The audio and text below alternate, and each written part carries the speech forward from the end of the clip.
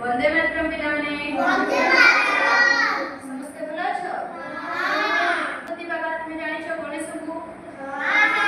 गणेश को जन्म गणेश को पूजा कोन पई करा जाय से विषय आज हमें जानिबा समस्त जानियो तो हां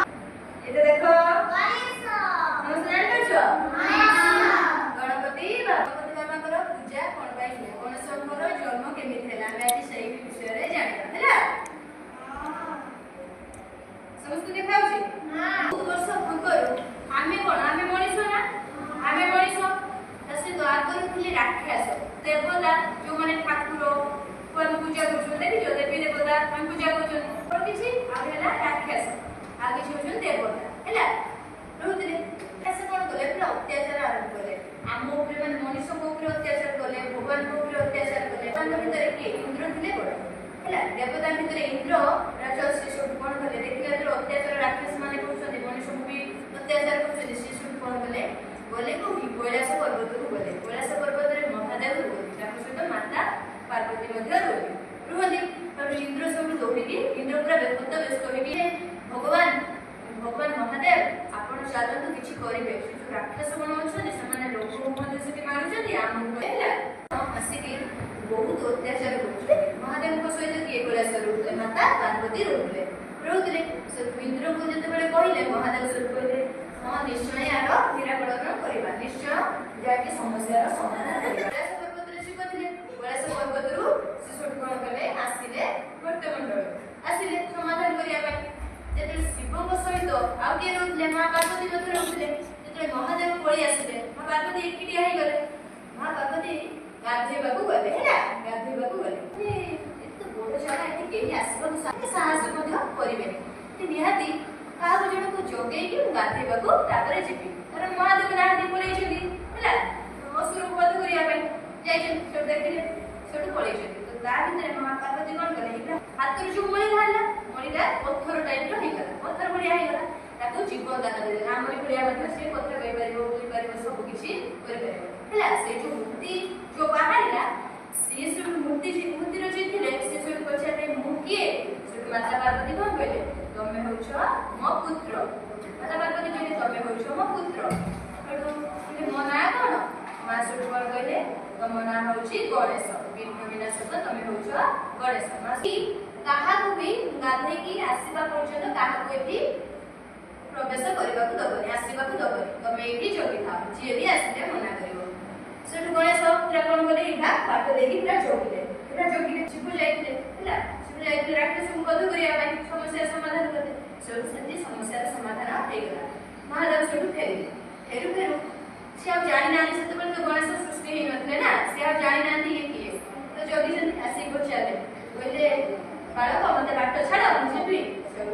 गणेश मना करे कोई ना ना मां मना करे छ प्रवेश करिया को देते जे ना ना मते के बाट छाड़ और गणेश सुनिबे कोई मना करिबा मां मना करछथि मां जते बेले आसीबे तापरे बटी बाट छाड़ी नचे तो छाड़ी हटू महादेव कहबे ए दुष्ट बालक तुम बाट छाड़ीबे ना नाही सेटू दुई जण भितर झुकुरा लागले दुजे लागि अलगा देवता ब्रह्मा विष्णु तमे सुनले जो देवता देखो से माने मध्ये आसीबे से माने देखिबे जे महादेव आ गणेश मध्ये युद्ध आरंभ होइबो तो से माने छोटो ऑटो के गाव चेष्टा करे कोई रहि जा एमिति करनी काई कि युद्ध लागो गणेश सुनिबे महादेव मध्ये सुनिबे दुई जण मध्ये जोर युद्ध लागे महादेव मगर त्रिशूल थाय जाइबो महादेव त्रिशूल ले महादेव आ